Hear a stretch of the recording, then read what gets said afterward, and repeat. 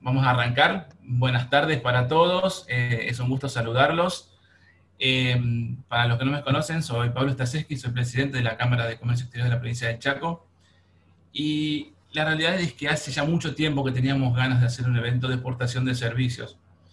Bueno, en primer lugar, tengo que agradecer a quienes nos acompañan en esto, a la Federación Económica de la provincia de Chaco, a la Cámara de Comercio de Resistencia, al Polo IT Chaco, a UNAGE, a CAC y a CAME, que todos siempre trabajamos en conjunto para siempre generar estas nuevas comunicaciones para que la gente abra su cabeza y vea las posibilidades que hay. Muchas veces cuando se habla de exportación de servicios, en el colectivo de la gente es que es software, no sé por qué, o que grandes empresas con mega unicornios son los que pueden exportar servicios. Y hoy Romina me preguntaba cuál era el perfil de la gente que había, y hubo una persona que me llamó mucho la atención, que hace, no sé cómo llamarlo, servicios de astrología, ¿sí? Lo cual me parece un excelente ejemplo. O sea, más allá de si uno cree o no cree, eso es otro tema. Pero si ella, esta persona que hace astrología, no sé si se dice bien ese nombre, y tiene una contraparte en cualquier lugar del mundo que le interesa, hay una operación comercial, ¿sí?, que tranquilamente se puede hacer. Entonces, hoy, desde el software hasta un diseño de un logo, hay una cantidad infinita de posibilidades. Todo aquello donde haya un acuerdo en un servicio entre un oferente y un demandante, tenemos una gran posibilidad. Y bueno, pero para esto no soy obviamente el indicado para hablar. Por eso invitamos a 4 personas que la verdad yo no puedo creer que en este momento estén los 4 participando de esto. Esto arrancó cuando le pregunté a Romina si quería acompañarnos, dijo que sí. Obviamente que el año que viene con Romina ya acordamos que vamos a hacer un curso de exportación de servicios, porque obviamente hay mucho para trabajar al respecto. Perdón, antes había hablado con Carlos, ya hace más de un mes y pico atrás, después de un evento, que le dije si nos iba a acompañar, y no terminé de decir la palabra acompañar y dijo que sí. Luego Sebastián Ciceles, que bueno, la verdad que es un orgullo que también haya dicho que sí a participar en esto, alguien que es un empresario tan importante. Y finalmente Carlos Moreno, que estamos trabajando en conjunto en Cancillería, en la mesa de servicios. Y eso me dio la oportunidad de ser un exportador dentro de los pocos que por aquel entonces tratábamos de exportar. La verdad que de aquel entonces, de aquellos 40 millones que sumados a algunos servicios serían unos millones más, pero no era significativo, se transformaron en 1.700 millones, ahora Romina va a ser seguramente un poco más precisa que yo, y 6.000 y algo, 6.100 millones en total de servicios de exportación.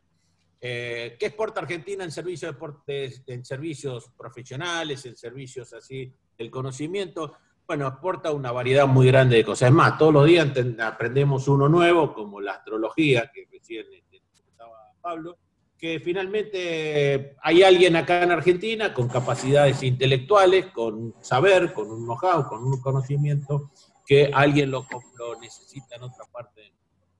Este es un mercado que ha crecido de la mano del mundo de Internet, claramente. Es decir, en realidad hay 2 o 3 fenómenos que lo explican claramente. El primero es el advenimiento de una Internet masiva en todo el mundo, con mayor cantidad de acceso, sobre todo mayor velocidad de acceso, que hace que cualquiera en cualquier parte del mundo pueda hacer algo con capacidad intelectual para hacerlo para el otro mundo, para otra persona en otra parte del mundo. Pero también hay un fenómeno que no es menor, que es el 11 de septiembre, cuando se caen las 2 torres gemelas a partir del atentado que todos recordamos.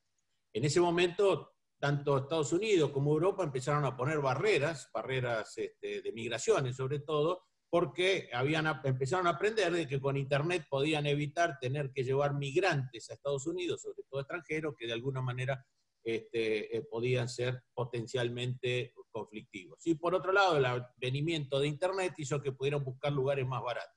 Originalmente esto se desplegó mucho por la India, por Filipinas, por Indonesia, por Pakistán, pero después se fueron desarrollando en otros lados mucho más sofisticados, porque los servicios fueron ganando en espacio. En una época, en los servicios más transaccionales, valía la pena que estén off-time, o sea, que realmente estén en horarios diferentes de donde la persona lo hacía al que lo consumía. Entonces, por ejemplo, el servicio contable, alguien mandaba la información, alguien la procesaba de noche y la volvían a recibir en Estados Unidos al día siguiente, pero hoy por hoy, digamos, la calidad de los servicios, cuanto más servicios de mal calidad se buscan o se generan, de alguna manera también más hay que estar en los usos horarios para compartir equipos, porque las tareas se hacen de manera multidisciplinarias en distintos grupos que están en distintas partes del mundo.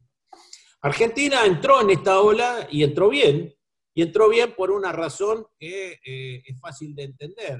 En realidad no entró por ser demasiado bueno en esto, sino entró porque nosotros tenemos de alguna manera un sobrestock de talento. A ver cómo lo voy a explicar para que se entienda. En realidad, nuestras universidades, nuestros centros educativos de todo tipo generan más talento que el que la economía doméstica necesita. Es decir, muchos de nosotros tenemos habilidades, profesiones o saberes que exceden la posibilidad de lo que el mercado necesita. Podríamos hacer cosas mucho más complejas, podríamos hacer cosas con otras necesidades, para otras necesidades, pero el mercado doméstico no es tan grande, el mercado económico argentino, como para demandar todo lo que nosotros podemos producir. Por lo tanto, nos queda un saldo de gente capacitada, bien preparada en los ámbitos de las ciencias económicas, las ciencias sociales, de las ciencias exactas, que tienen habilidades que de alguna manera se pueden agregar a una oferta exportable. Por decir así, la gran ventaja que tiene este sector es la misma ventaja que tenemos con la soja, que es la soja no la comemos, entonces como la soja no la comemos, todo lo que nos sobra lo podemos exportar. Y podemos exportar casi todo porque consumimos muy poca soja. Digo, tratar de buscar algún ejemplo. Bueno, en este caso nosotros tenemos más personas que las que normalmente venía demandando el mercado doméstico. Y fíjense ustedes que en estos 20 años, que no es tanto para un país, en estos 20 años se produjo un fenómeno muy particular. En la década del 90, nosotros hasta la década del 90, la cantidad de estudiantes que teníamos en estas actividades abastecía tranquilamente el mercado doméstico y no era un problema la disponibilidad de los recursos humanos. Ustedes tienen en Chaco la UTN, que en realidad tenía carrera, bueno, no me acuerdo si en la época de los 90 ya tenía la carrera de ingeniería de software, pero si lo hubiera tenido, abastecía normalmente las demandas de la zona y no tendría mayormente problema, lo mismo que la Universidad del Noreste, ¿cómo se llama? El Noreste, digo bien, en Corrientes, ¿no? Ahora, ¿qué ocurrió? Con el tiempo, este agregado de las exportaciones, empresas que salieron a ofrecer sus servicios o personas de manera individual, empezaron a generar una demanda mayor y estamos al año 2020, donde hoy por hoy el talento es un bien escaso. ¿Sí? Ya no fuimos consumiendo ese stock y hoy tenemos que apurar y decir, bueno, queremos más carrera, empujemos más, tratemos que más chicos incorporen esta carrera. Esto pasó en los últimos 20 años. Esto pasó porque en el mundo pasó. Pasó porque nosotros teníamos ese pool de talento y pasó porque el mundo estaba necesitando talento. Hay una regla que quiero que entiendan, que parece una verdad de perogrullo, pero verdaderamente es la que rige todo este negocio, que es: el conocimiento no tiene fronteras, pero el talento sí. Si miramos años atrás, 2 o 3 décadas para atrás, la gente iba hasta donde estaba el conocimiento. Había mucha gente habilidosa, científicos, buenos gerentes, buenos profesionales, que emigraban, iban a trabajar a Estados Unidos, Europa, algún lugar donde el talento era demandado. Era demandado en el lugar donde se producía el conocimiento. La gente iba a ese lado, había migración. Argentina tuvo muchísima gente emigrando, saliendo de frontera, para tratar de hacer esos desarrollos. Bueno, hoy por hoy, o sea, por decir así, la gente buscaba la empresa. Hoy por hoy este proceso se revirtió totalmente. Hoy por hoy las empresas buscan los talentos y los talentos son los que marcan la geografía. Entonces ustedes pueden tener en el Chaco, en Corrientes, en Formosa, en Misiones o donde estén, pueden tener un buen especialista, un científico, un especialista en un área muy particular y es estar vendiendo su servicio a cualquier parte del mundo, porque seguramente lo va a buscar el conocimiento. Por conocimiento lo que quiero referirme es gente o empresas que tienen capacidad de convertir la suma de talento en algo que es un poco más global, como es la construcción de conocimiento. Esto que parece una cosa trivial, si quieren, como la frase, en realidad es profundamente complicado. Porque, ¿qué pasa? Las empresas empezaron a ser globales. ¿Dónde viven algunas empresas? ¿Alguien me dice dónde factura Booking, o dónde tiene los centros Mercado Libre, o dónde es Amazon, o de dónde es, no sé, cualquiera, Netflix, ¿no? No sabemos, están ahí, están en la nube, decimos, ¿no? Están en algún lugar. Bueno, eso en la nube es el global. Y el conocimiento puede ser que se produzca en Buenos Aires, en Resistencia, en Perú o en Varsovia. ¿Sí? En realidad el conocimiento se produce en algún lado, que es donde está el talento. ¿Sí? Entonces, para las tributaciones de los países, para el ingreso de los países, es importante tener el talento, es tener la gente. ¿Sí? Porque la gente marca dónde se gasta el dinero y desde dónde se exporta, si quieren, o dónde se genera ese conocimiento. Por lo tanto, es importante retener el talento, crear talento y retener talento, porque el retener talento para un país significa no solo la posibilidad de seguir creando nuevos talentos y nuevos conocimientos, sino también significa poder ingresar más divisas y más oportunidades para el país. Tanto como para no avanzar demasiado en esta primera ronda, me parece que después tenemos muchos temas para hablar. Pablo por ahí mencionó el tema de la ley, pero creo que tenemos muchos otros temas para hablar.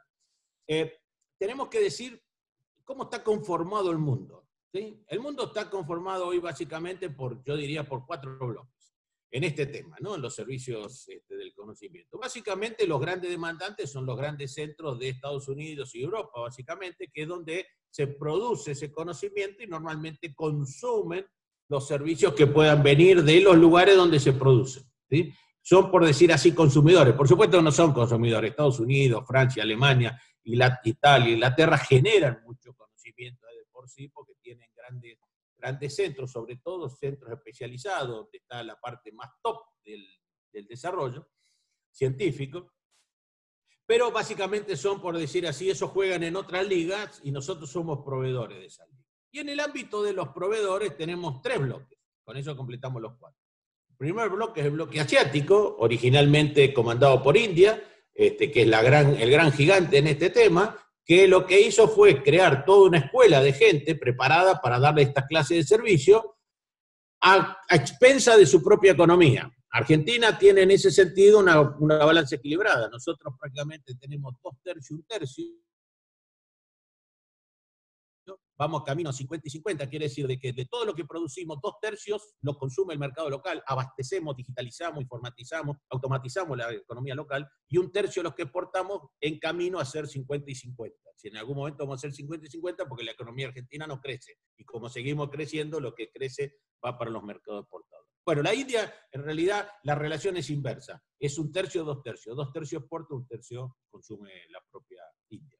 Bueno, India, Filipinas, Pakistán, Indonesia, Malasia, son países que han sido proveedores de este tipo de servicios, no tanto China, ¿sí?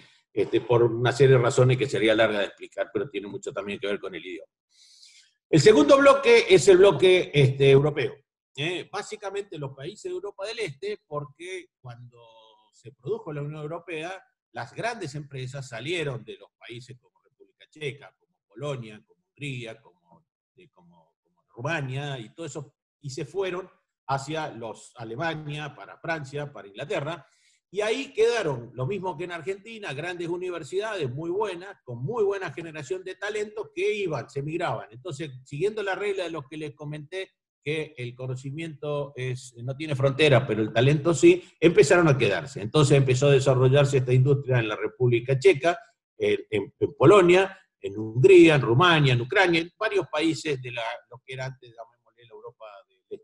¿Sí? Bueno, es la Europa del Este, pero era la Europa más sobre el régimen soviético. Entonces, eso ha pasado a ser un segundo bloque. Y el tercer bloque, América Latina, o lo que muchas veces conocen como el nearshore, porque está cerca de Estados Unidos, digamos, es un offshore pero cerca. Este es un concepto que incubó Blanca Treviño, que es la dueña o la creadora de Softec, una compañía mexicana muy grande, que dice, yo hago lo mismo que la India, pero a 3 horas de cualquier aeropuerto de Estados Unidos. Bueno, ese concepto de nearshore un poco involucra a toda América Latina, donde hay países como Brasil que son fuertes compradores porque no abastece de talento, tiene el proceso inverso que nosotros, no abastece de talento todo, o sea, el talento que generan no alcanza para el mercado, ¿sí? Son exportadores, pero son muy fuertes importadores. Argentina, por estas razones que le comenté, es superavitaria, exportamos más de lo que importamos por esta razón de que tenemos, por suerte, un surplus de gente con talento para salir a exportar cualquier clase de servicios. Bueno, y para tratar de terminar en esta rápida escalada, esto que hasta ahora se venía teniendo como una situación en crecimiento, Europa, Asia y América Latina, ha encontrado con el tema COVID una situación diferente. Empezó a cambiar la balanza de todo esto.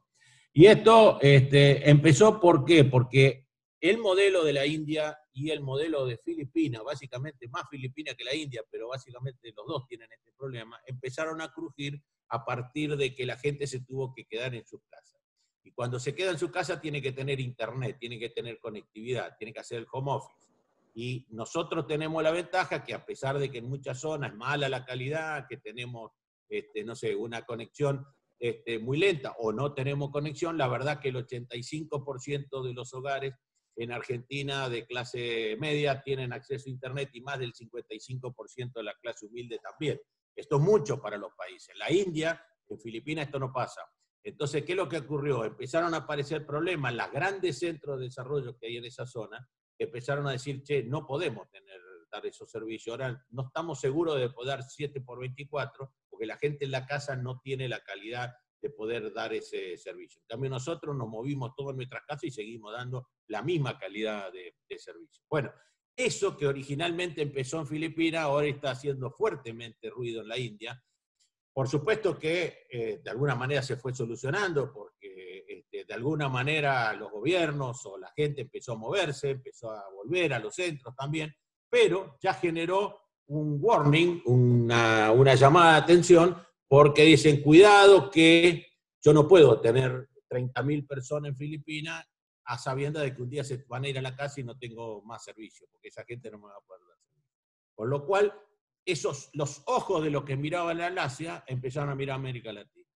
Y hoy por hoy, y hace poquito estuvimos en una conferencia que hicimos para el foro de Mendoza Tech, ¿no es cierto?, a especialistas y básicamente a Avinash Vanilla, que es una persona que fue el presidente de Accenture India, hoy presidente de Tolon Internacional, que dijo, miren que el negocio para América Latina significa muchos millones de dólares y está esperando. Y lo están mirando a los países, a ver dónde se van a instalar todos esos centros que están saliendo de alguna manera o no están creciendo en la India o Filipinas. Esto es una fuente de oportunidad enorme que tenemos como país, porque todo lo que no dijimos, pero seguramente Romina lo va a poder comentar, es que Argentina es líder en América Latina en temas de exportaciones, sacando Brasil con esa situación de exportador-importador y sacando México, que en realidad México es muy particular porque hay mucho de maquila, hay mucho de servicios transfronterizos con Estados Unidos. Así que esa situación Argentina lo debería beneficiar y deberíamos tener la habilidad de poderlo tomar y hacerlo más dinero en el sentido de generar más empleo y generar más divisas. Pero creo que todo eso da para una charla que podemos dar una segunda vuelta contestando preguntas o algo así, ¿sí? Así que me parece que con eso quisiera dejar la charla acá. Bueno, genial, Carlos. Si sirve como dato, hoy una charla que hizo la Fundación ICBC sobre exportación de servicios a la India, en software y tecnología, estaban contando que de India están exportando arriba de los 200.000 millones de dólares por año. Así que hay mucho camino por recorrer, hay mucho espacio Sí, claro. para conquistar. Así que bueno, gracias, Carlos. Bueno, ahora le toca el turno a Romina, voy a presentarla.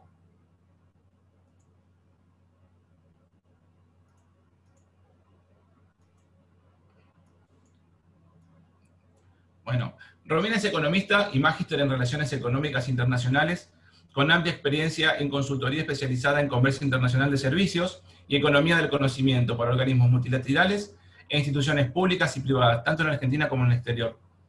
Es profesora de grado y posgrado en diversas universidades, es directora del Observatorio de la Economía del Conocimiento del Ministerio de Producción de la Nación. Y bueno, Romina nos va a explicar el ABC de los servicios. Creo que es la persona más indicada para bajar a tierra y explicar a aquellos que tienen ganas, intención o dudas de exportar, cómo dar esos primeros pasos. Así que, Romina, te dejo de compartir pantalla.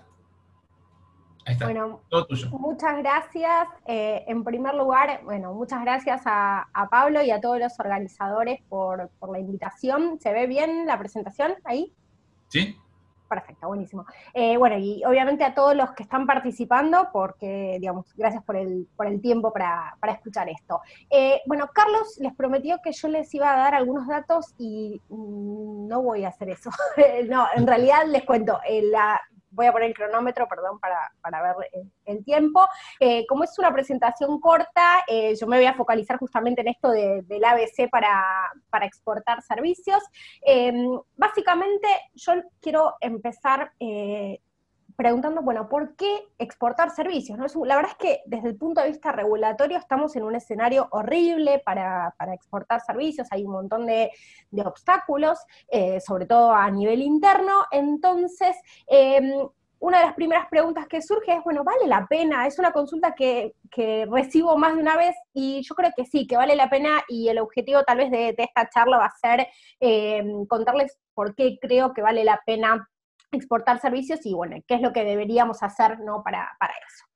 Lo primero que tenemos que tener en cuenta es que exportar servicios o cualquier otra cosa, ¿no?, que una empresa o un emprendedor haga, no es un objetivo en sí, sino que internacionalizarse es un medio para alcanzar otro objetivo. ¿Sí? ¿Cuál puede ser el objetivo? Bueno, por ejemplo, vender más, diversificar mercados. Yo voy a contarles algunas razones que se me ocurren a mí de por qué está bueno exportar servicios. Seguramente a ustedes se les van a ocurrir muchas más. La primera de todas es que Argentina es un mercado súper chiquitito. Súper chiquitito. Argentina representa menos del 1% del producto mundial, menos del 1% de la población, ¿sí? En el caso de servicios, servicios basados en el conocimiento, Argentina exporta 6.000 millones de dólares más o menos, que es 0,4% del total mundial. Con lo cual, si nosotros pensamos en el mercado interno, nada más que en ese mercado, estamos dejando de lado más del 99% del mercado mundial. Entonces no suena demasiado inteligente mirar solo un 1% y no todo el resto, ¿sí? O sea, no es por desmerecer el mercado interno, pero si miramos solo acá, no estamos mirando lo más grande. Entonces, lo primero que tenemos que tener en cuenta es que el mercado interno es chico, que hay limitaciones y que hay otros mercados mucho más grandes y también con mayor dinamismo, con mayor potencial, ¿sí? O sea, que crecen más rápido que Argentina y que van a crecer por distintos factores más que Argentina en los próximos años. Entonces tenemos que ir a mirar también esos mercados, ¿sí? Dependiendo del servicio que cada uno de nosotros preste, ¿sí? O sea, yo sé que acá en el público hay perfiles muy distintos, que hay empresas de software, de astrología, de arquitectura, de no sé, traducción, abogados, contadores. O sea, cada servicio tiene sus particularidades, pero en muchos casos, para que seamos eficientes, necesitamos tener una escala más o menos importante, ¿sí? Que esto va a depender obviamente de cada servicio. Entonces, muchas veces, si ofrecemos, sobre todo, tenemos un servicio muy de nicho, es posible que el mercado interno nos quede chico. Entonces, para poder tener una escala que nos permita ser eficientes, vamos a tener que salir al mercado internacional, ¿sí? Argentina, por otro lado, es un país que tiene crisis macroeconómicas cada 5 minutos. Ustedes, no hace falta ir a los libros de historia, cualquiera que tenga más de 20 años ya vivió varias crisis en Argentina, entonces sabemos que es un mercado riesgoso. Entonces, ir al mercado externo también nos da la posibilidad de diversificar riesgos, ¿sí? O sea, cuando acá las cosas no andan bien, bueno, tal vez afuera podamos estar, digamos, teniendo una mejor perspectiva, ¿sí? O sea, básicamente no pongamos todos los huevos en la misma canasta, ¿sí? Esto vale para cualquier negocio, no solo para los servicios.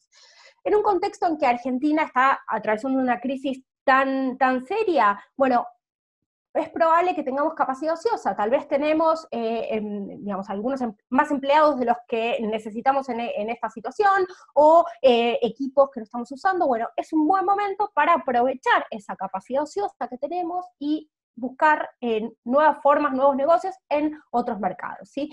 Bueno, y obviamente salir al mundo implica jugar en las grandes ligas, competir con los más grandes, ¿sí? Y esto nos permite mejorar la reputación. Hay muchas veces que hay miedo de salir al mercado internacional, porque uno dice, bueno, no voy a estar a la altura. Probablemente tengamos que prepararnos para salir al mercado internacional, ¿sí? Pero a diferencia de lo que pasa con muchos bienes, en el caso de los servicios en Argentina, en la mayoría de los rubros, no en todos, pero en la mayoría, ya es un mercado abierto. Con lo cual, las empresas ya están compitiendo con las empresas internacionales en el mercado doméstico. Entonces, si nos va más o menos bien el mercado doméstico, tenemos muchas más chances de que nos pueda ir bien también en el mercado internacional, ¿sí? Obviamente esto va a requerir una preparación, ¿no? Pero una vez que decidimos que nos conviene internacionalizarnos por alguna de estas razones o por algún otro objetivo que ustedes tengan, vamos a ver si estamos listos, ¿sí? Lo más probable es que no estemos listos y que tengamos que hacer ajustes, pero yo acá les voy a proponer un autodiagnóstico, ¿sí? Al cual le podemos agregar seguramente muchas más preguntas, pero algunas guías, digamos, estas preguntas son una guía de algunas cuestiones que deberíamos revisar para ver en qué condiciones estamos para salir al mundo. Lo primero que tenemos que fijarnos es si tenemos experiencia fuera del mercado natural, ¿sí? El mercado natural puede ser, obviamente, el país, pero también puede ser la ciudad o la provincia. Entonces, por ejemplo, una empresa que está en Chaco, ¿vendió alguna vez su servicio a algún cliente en Santa Fe, en Mendoza o en Chubut? Bueno, tal vez es un buen ejercicio salir a tratar de buscar clientes en otras provincias o incluso en otras ciudades dentro de la misma provincia, porque hay diferencias en el tipo de cliente, en el tipo de sectores a los que van a consumir nuestro servicio. A veces hay diferencias regulatorias entre una provincia y otra. Entonces, esto nos permite como un primer ejercicio de ver cómo adecuar nuestro servicio, qué tipo de dificultades nos vamos a encontrar. Puede ser que en nuestra ciudad todo el mundo nos conozca y sepa la calidad de nuestro servicio, pero cuando vamos a otra provincia nadie nos conoce. Entonces hay que hacer, por ejemplo, una inversión en publicidad, en marketing para que nos conozcan, ¿sí? O para desarrollar alianzas, o hay que hacer algún tipo de adaptación para cumplir con un requisito específico de esa provincia. Entonces es mucho más fácil, obviamente, estando en Chaco, vender a Santa Fe que vender a Brasil. Entonces, tal vez a veces vale la pena justamente empezar por algún mercado dentro del mismo país. Por otro lado, podemos compararnos con otros que ya están exportando y ver qué hicieron bien, ¿sí? Y si eso que hicieron bien, nosotros lo estamos haciendo igual, si es comparable, en qué se equivocaron. Eso es muy importante, ver qué hicieron los otros para tratar de no cometer los mismos errores. Cuando ustedes, digamos, me imagino que la mayoría de los que están acá forman parte de alguna de las cámaras que está involucrada en la organización del evento. Entonces, la cámara es un buen ámbito en el cual ir a buscar otras experiencias y tratar de hablar con empresas, con emprendedores que ya hayan hecho el camino y nos puedan contar, ¿sí?, qué aprendieron en ese proceso y ver qué podemos aprender nosotros de la experiencia ajena para que nuestra experiencia sea mejor. Otro punto importante es ver qué nos hace competitivos en el mercado interno, ¿sí? O sea, ¿dónde está nuestra fortaleza? ¿Qué es lo que diferencia nuestro servicio de la competencia en el mercado interno? Y después comparar con cómo eso se valora en el mercado externo, ¿sí? El tipo de cliente al que apuntamos, digamos, en qué está basada nuestra reputación, cuál es nuestro caballito de batalla en cuanto al tipo de servicio o producto que estemos vendiendo. Entonces, eso nos va a permitir saber si esa competitividad nos va a servir o qué vamos a tener que hacer para adecuar esa competitividad al mercado extranjero. Por ejemplo, una empresa que hace contenidos audiovisuales en español, ¿sí? Bueno, eso probablemente le pueda servir para el mercado latinoamericano, pero si quiere ir a vender esos servicios a Corea, le va a tener que hacer ajustes, ¿sí? Y tal vez, digamos, eso es lo que es bueno acá, no necesariamente va a ser exitoso en Corea. Tal vez sí, pero probablemente requiera mucho más ajuste que si lo quiere ir a vender a Perú, ¿sí? algo fundamental, ¿tenemos la capacidad productiva suficiente? Porque si vamos a salir a buscar clientes internacionales, tenemos que saber que vamos a poder cumplir cuando nos contraten un servicio, y no que nos pidan que hagamos algo y después no tengamos, por ejemplo, el personal que se necesita para eso, ¿sí? Entonces, estamos en condiciones de contratar personal si es necesario, o de capacitar a nuestro personal actual para que pueda cumplir esos requisitos. Necesitamos contratar, por ejemplo, profesionales especializados en comercio exterior, ¿sí? Son algunas de las preguntas que nos podemos hacer.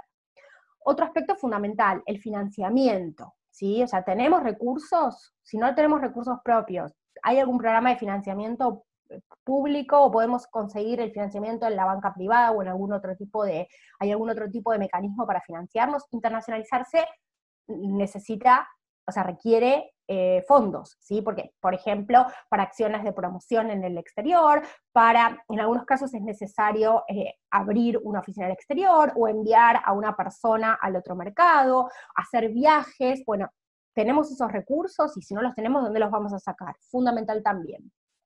Siempre tengan en cuenta que hay instrumentos de promoción. Yo sé que hoy van a tener la oportunidad de que les cuenten qué es lo que hace la agencia, pero siempre piensen que suele haber instrumentos de promoción a nivel nacional, y muchas veces también a nivel provincial o a nivel municipal. Hay distintos tipos de herramientas. Hay que informarse de qué es lo que hay y ver cómo uno puede aprovechar esas herramientas disponibles. Incluso a veces uno puede ir y plantear una necesidad, y a veces hay esquemas en los cuales cuando una empresa o una cámara va con alguna necesidad específica, desde las políticas públicas a veces hay herramientas para dar atención personalizada, ¿sí?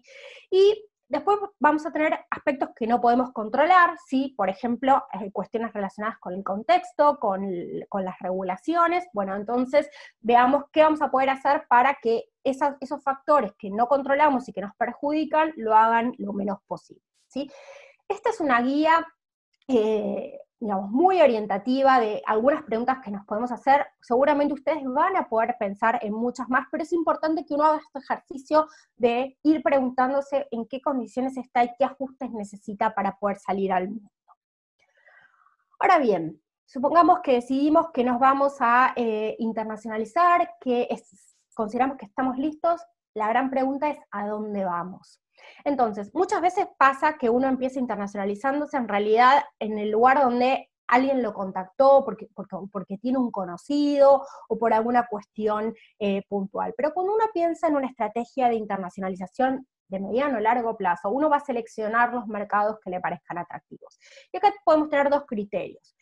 Por un lado, podríamos pensar en dónde está nuestro cliente, ¿sí? Por ejemplo, una empresa que hace software para instituciones financieras. Bueno, va a pensar, por ejemplo, en países que tengan un sistema financiero desarrollado, o en ciudades donde esté eso. Entonces tal vez un mercado interesante puede ser ir a Estados Unidos, o puede ser a un mercado europeo, algún mercado asiático, ¿sí?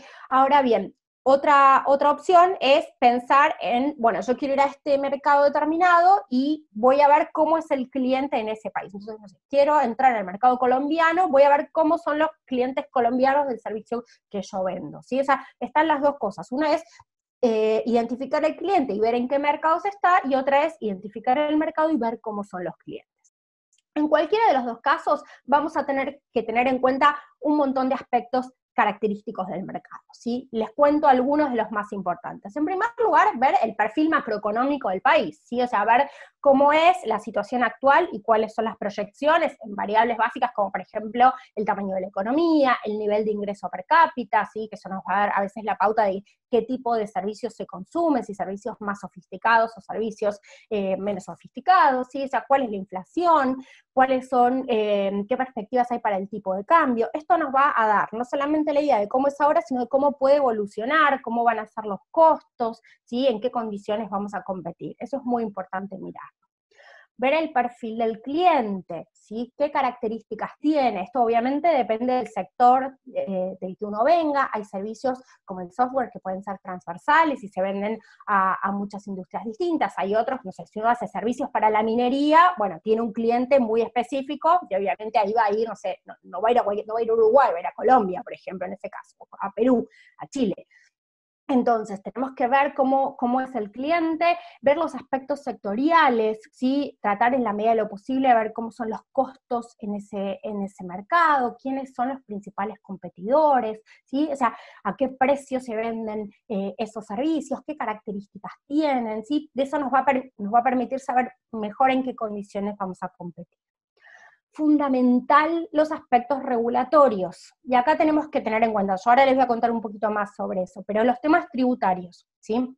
Fundamental, no solo los impuestos que pagamos acá, sino los impuestos que vamos a pagar en el exterior. Tengan en cuenta que, en general, cuando uno presta el servicio de manera remota, es decir, uno está, por ejemplo, en Argentina y presta el servicio a través de Internet, es muy posible que el país en el cual se consuma nuestro servicio, al momento de que nuestro cliente nos pague, nos haga una retención de impuesto en concepto de impuesto a la renta. A veces hay otras retenciones más.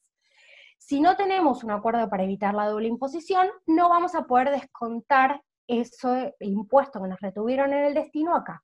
Entonces vamos a estar sufriendo, digamos, justamente la doble imposición. Por ejemplo, hay mercados donde retienen 30%, 35%, 20%, o sea, son porcentajes importantes. Entonces, tengamos en cuenta esto, porque si no lo tenemos en cuenta a la hora, por ejemplo, de definir el precio, probablemente terminemos perdiendo dinero, ¿sí? Es importante ver lo tributario.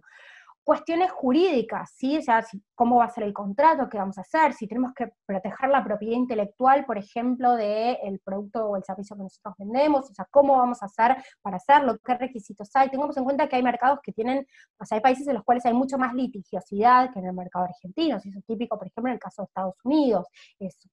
Pero ¿cuál es la normativa cambiaria acá en Argentina, ¿sí? Pero también en el exterior? ¿Sí? Si hay algún otro tipo de barrera regulatoria, si hay un tratamiento discriminatorio entre los proveedores extranjeros y los proveedores nacionales. Hay mercados, por ejemplo, Brasil es un país en el cual para muchos servicios exigen que uno se asocie con una empresa local, no puede tener mayoría en el directorio de extranjeros, hay servicios en los cuales, por ejemplo, las empresas brasileñas tienen un tratamiento mucho más favorable que los proveedores extranjeros, etc. Entonces, todo eso lo tenemos que tener en cuenta para ver si realmente vamos a poder entrar y en qué condiciones, ¿sí?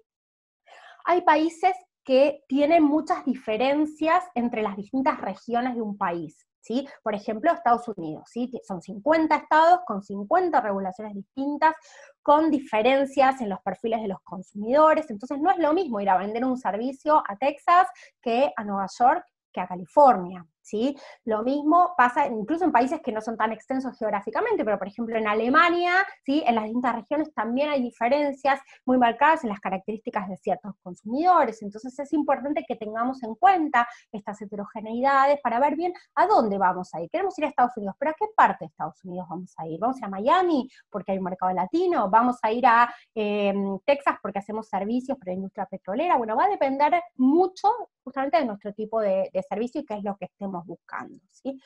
También es muy importante el cómo definimos el precio al cual vendemos al exterior, ¿sí? Tenemos que tener en cuenta que probablemente no podamos vender al mismo precio que en el mercado interno, ¿sí? Vamos a tener que incluir, bueno, obviamente los temas tributarios, pero también el costo que nos lleva a nosotros adaptar el servicio para el mercado internacional, los gastos relacionados con el marketing, con la promoción, con la asesoría legal, tributaria, etcétera, ¿sí? Entonces también es muy importante que tengamos en cuenta esto.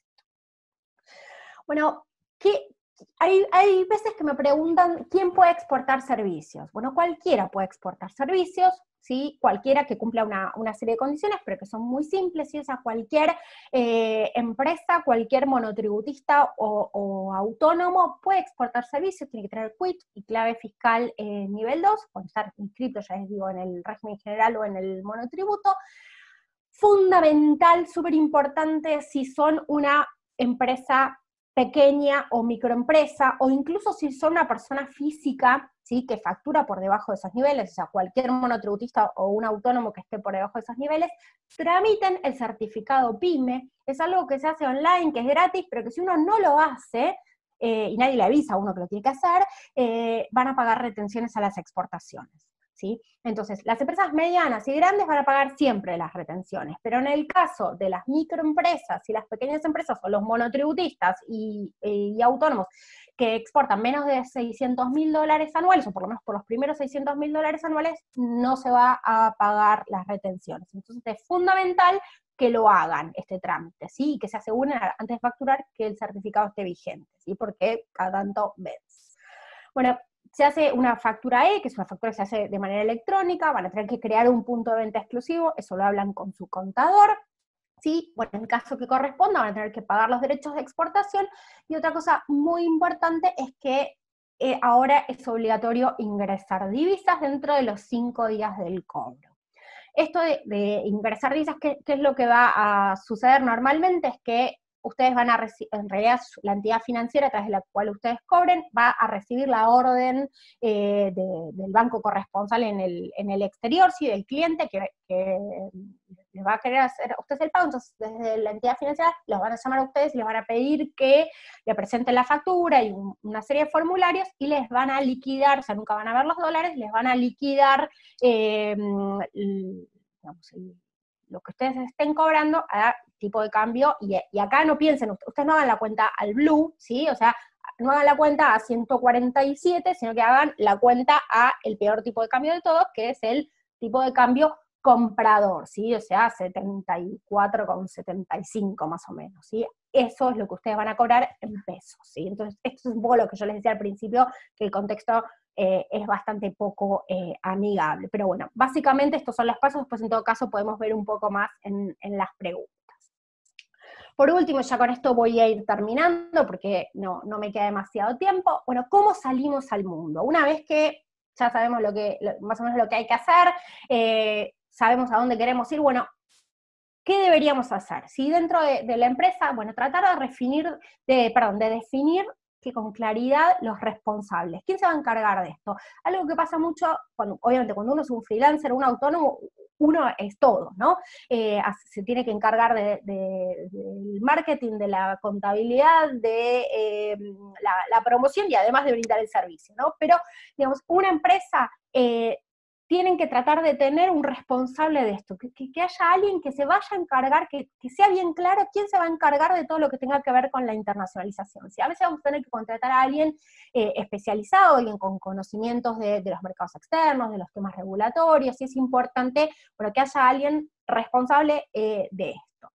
Recopilemos toda la información necesaria. Mucha de toda esta información que yo les dije que había que buscar está disponible en internet y la podemos encontrar con relativa facilidad.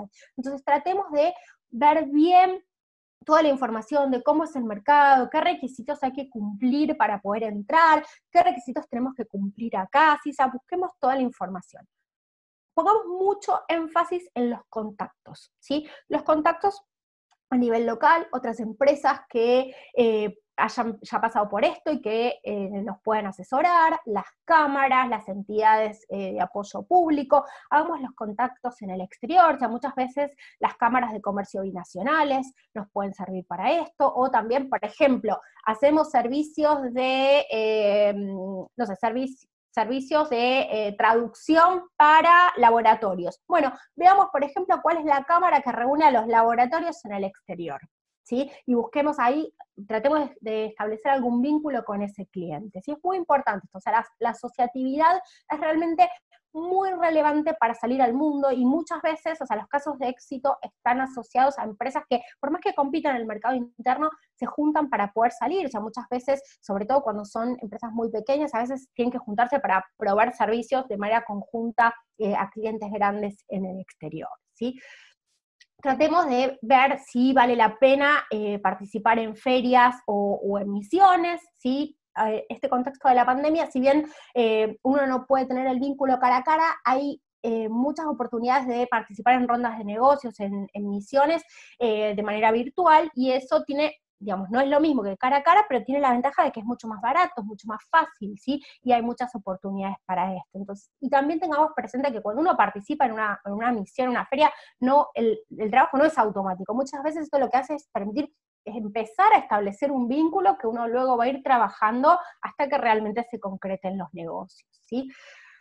Muy importante planear la imagen y cómo uno la va a comunicar. Eso también vale para el mercado interno, pero muchas veces la manera en la que uno se vende en el mercado interno no es la misma que uno necesita para ir a venderse al exterior. Entonces es importante ver qué ajustes hay que hacerle a eso.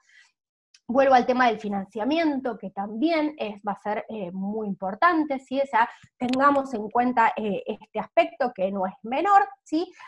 Siempre digo lo mismo y aclaro que esto no es publicidad porque yo no me encargo de brindar ese servicio, pero es muy importante que se asesoren con abogados y con contadores que conozcan específicamente la regulación del país de destino. Esto puede variar mucho según el servicio que uno va a vender, pero, por ejemplo, si ustedes van a vender un servicio que requiere protección de propiedad intelectual, hablen con algún abogado que conozca la regulación del país a donde necesitamos proteger la propiedad intelectual, ¿sí? O alguien que conozca de cómo son los contratos en el exterior para que nos puedan asesorar en esto, ¿sí? O sea, a veces uno puede ir y contratar a un profesional exterior, o mismo en Argentina hay profesionales que se dedican específicamente a esto. Entonces vale la pena pagar una consulta de esas para que después vaya mejor en eso. Y otra cosa, y con esto ya termino, lo que mejor no funciona para pensar la internacionalización es proyectar distintos escenarios, o sea, pensar distintas alternativas, pensar no lo que a nosotros nos gustaría que pase, sino qué es lo que puede pasar, ¿no? Entonces, yo siempre recomiendo hacer como 3 escenarios, ¿no? Uno optimista, uno pesimista y uno intermedio, pensar qué podría pasar en eso y qué problemas, qué desafíos vamos a tener en cada uno de esos escenarios y cómo podríamos reaccionar sobre eso. Así que bueno, esto fue básicamente, digamos, la presentación de qué deberíamos hacer para pensar en el mercado internacional. Les vuelvo a agradecer a Pablo y a todos los organizadores por la invitación, a todos ustedes por escucharme. Acá les dejo mis datos de contacto para cualquier cosa que necesiten, ¿sí? La página, el mail, las redes sociales, y bueno, me quedo acá disponible para todas las consultas que tengan. Muchas gracias. Gracias, Romy. Ahora muchos se van a dar cuenta por qué pretendemos dar un curso con Romina, porque la verdad que sabe mucho, obviamente esto es un pequeños tips nada más, pero hay mucho por trabajar a la hora de exportar. Y por comentarios que hizo Carlos y Romina, me voy a atrever a decir algo. Esto lo digo a título personal, más allá de ser presidente de la Cámara. Ojalá el gobierno nacional, y no lo digo por un partido, porque esto lamentablemente es histórico, ojalá el gobierno de turno se dé cuenta que las exportaciones son muy importantes, que son lo que van a hacer que ingresen divisas genuinas, y sobre todo con el tema de los servicios, que es muy importante. Con lo cual, vi que está presente Martín Escudero, así que antes de que hable él, voy a hablar yo, que es presidente del Polo IT, la provincia del Chaco. Ojalá que salga la ley, y ojalá que sigan saliendo opciones para que se puedan exportar cada vez más servicios, ¿sí? Ahora fíjense algo, para exportar se piensan en estructuras como eBay, para cosas chicas, se piensa en Alibaba, ¿sí? Todos son todos muy conocidos, pero hay otras plataformas que no son tan conocidas, ¿sí? Por los que no las utilizan. Para los que trabajamos exportando servicios, no son herramientas súper, hiper útiles, ¿sí? Y es el caso de, creo yo que es la plataforma más grande del mundo, freelancer.com. Y bueno, y acá me voy a permitir a presentar a quien va a hablar sobre su experiencia dentro de Freelancer. Esperen un segundo. Ahí está. Bueno, Sebastián Ciceles es el vicepresidente a nivel del ámbito internacional de freelancer.com. Es un empresario con experiencia en derecho y especializado en finanzas corporativas, fusiones y adquisiciones. Cofundó varias empresas de Internet y comunicaciones y también se desempeñó como presidente, director, asesor general, COO en distintas empresas de Internet y empresas que no son de tecnología también. Sebastián va a hablar sobre herramientas tecnológicas para poder vender los servicios profesionales desde la clara visión de una de las plataformas más importantes del mundo. Y escuchen bien esto. Es una plataforma con 47 millones de usuarios y con más de 18 millones de proyectos realizados. O sea, si hay un ámbito para hacer negocios, claramente es freelancer.com. Así que, Seba, todo tuyo, y un gustazo que estés acá. Bueno, gracias, Pablo. ¿Se me escucha bien? Sí, ¿no? Bien, perfecto. Perfecto. Bueno, gracias a todos, buenas noches. Hiciste una presentación bastante interesante mía, así que no tengo demasiado que agregar respecto a mí. Sí, respecto a la plataforma, como vos bien decías, freelancer.com es la plataforma más grande del mundo de trabajo freelance. Esto es, como vos decías, para los que no están tan habituados, somos un mercado online, en donde se encuentran oferta y demanda de servicios profesionales. Básicamente, tenés de un lado un empleador, un empresario, una empresa, un individuo que necesita un servicio, y del otro lado tenés una oferta de millones de trabajadores alrededor del mundo que sin distancia, sin horario, sin que importe demasiado el idioma, pueden prestarte un servicio a cualquier hora, a cualquier momento, en cualquier lugar. Así que nosotros, la empresa se creó en el año 2009, rápidamente llegamos al 1.000.000 de usuarios y con muy poco financiamiento empezamos a adquirir competidores, es decir, tratar de cooptar el mercado, y luego a través de los años empezamos a comprar más verticales, ¿no? O sea, que hacían también a lo que es nuestro negocio. Así en el año 2013, 14 más o menos, un poquito más, 15, no recuerdo bien, compramos una empresa que se llama escrow.com, que básicamente retiene los fondos de dos partes que están transaccionando online para asegurar la entrega del producto o del servicio, y del otro lado el pago. Así que empezamos en Sydney, después tuvimos una oficina en Manila, en Filipinas, y es correcto lo que dijo Carlos hace unos momentos, y que se nota muy fuerte ahora en el medio de la pandemia, o cuando todos se fueron a trabajar desde su casa.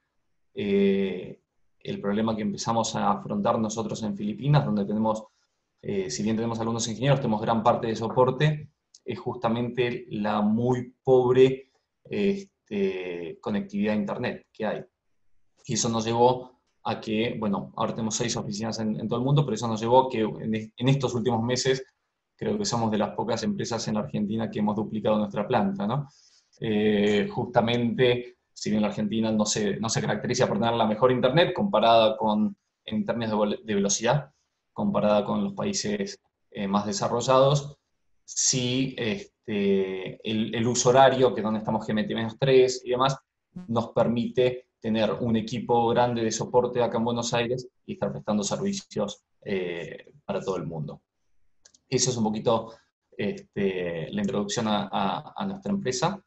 Y vamos diciendo lo que es el freelancer, ¿no? O el mundo de los freelancers. Que yo vengo hablando con varias personas que hay acá, con alguno que otro me estuve escribiendo en el chat privado, pero somos varios que hace rato estamos tratando de evangelizar respecto a los beneficios del trabajo freelance, más allá de representar a uno de los jugadores fuertes en este mercado, ¿no? Y a mí siempre, y esto peco por abogado, pero siempre voy a la historia, ¿no? Los abogados empezamos hablando desde el derecho romano, entonces, bueno, yo voy a hacer un poquito de historia, y si pensamos cómo era el trabajo hace no tantos años,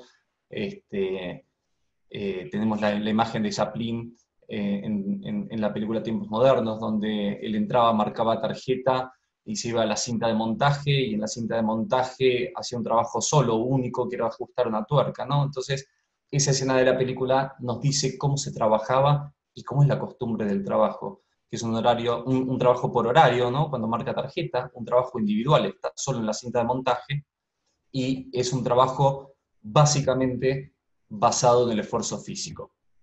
Y acá está el gran tema cuando dicen el trabajo o los robots nos van a reemplazar. Y bueno, sí, el robot nos va a reemplazar en todo lo que sea el esfuerzo físico, en donde esté el esfuerzo físico del individuo para la producción. Y ahí no hay duda de que el robot ya nos está reemplazando hace años y cada vez nos va a reemplazar más. Entonces, ¿a qué está tendiendo el mercado del trabajo y a dónde tiene que tender el trabajo del mercado? Primero, cambiar y el trabajo desde casa o el encierro, la cuarentena o el aislamiento social obligatorio nos llevó a entender que más que horario tenemos que trabajar por objetivo. El objetivo, lo que se dice objetivo o on demand, ¿no? El trabajo ya no es más una cuestión individual, sino que es una cuestión mucho más colaborativa, y no importa que esté al lado o que esté en la misma oficina, puedo estar colaborando con una persona que está en cualquier otro lugar del mundo a través de diferentes aplicaciones, chats y demás. Y, como decía, el trabajo físico le está dejando lugar al trabajo basado en el esfuerzo intelectual. Estas son digamos, creo yo, los 3 grandes puntos en donde está mutando dramáticamente la forma en que trabajamos. No lo inventé yo, pero hay una frase que es muy buena que escuché y me gustó mucho, que dice: la conducta humana nunca cambia, lo que cambia es la tecnología, y la tecnología que yo utilizo para repetir esa conducta humana que estaba realizando. El hombre trabajó siempre, bueno, a través o mediante el uso de la tecnología fue modificando la forma en que trabaja, pero la conducta humana se mantiene. Y esto nos lleva a, yo siempre hablé de 3 macro tendencias que yo veía en el mercado en general y específicamente en el mercado del trabajo. La primera macro tendencia es el software. Yo venía diciendo, se está comiendo al mundo. Bueno, se lo comió al mundo. Nosotros buscamos amigos por Facebook, vemos noticias por diferentes diarios, aplicaciones o buscamos periodistas por Twitter, compramos pasajes, no estoy haciendo publicidad, pero lo primero que se me viene a la cabeza, buscamos y compramos pasajes por Despegar, compramos, y hoy lo sabemos todos, productos a través de Internet en Mercado Libre, y buscamos novias, parejas o encuentros ocasionales a través de diferentes aplicativos. ¿Y cómo va a quedar fuera de todo eso el mercado de trabajo? ¿Cómo va a estar el trabajo, ya sea desde el punto de vista regulatorio, hasta de la modalidad que yo utilizo para trabajar fuera del mundo de Internet? El segundo punto, o la segunda macro tendencia, es la conectividad. Al día de hoy, bueno, a finales de 2019, el 57% de la población mundial ya estaba conectada a Internet. Estos son más o menos 4.300 millones de personas conectados. Nos queda un 43% restante de gente, ¿verdad? Y toda esa gente que no se conecta es gente que es pobre. Es gente que no gana lo suficiente para tener acceso a Internet. La buena noticia es que esa conectividad, digamos, el ratio de conectividad está creciendo drásticamente. Y toda esa gente que está hoy fuera de Internet, que es lamentablemente pobre, va a entrar a Internet, sí va a compartir una foto, sí hará algún comentario, pero básicamente va a entrar a Internet y va a utilizar Internet para cambiar su estatus socioeconómico. Y la forma de cambiar su estatus socioeconómico es a través del trabajo. Y a través del trabajo, seguramente, freelance, como freelancer. No necesariamente usando nuestra plataforma, si la usan mejor. Y la tercera macro tendencia es la distribución que nos permite Internet. Recién, Romina, si no me equivoco, creo que perdón, sí, Romina, recién creo que lo dijo muy bien, ¿no? Si Argentina representa, vamos al caso de Argentina, si Argentina representa el menos del 1% de la población y de la producción y demás, ¿cómo voy a perder un mercado tan grande allá afuera?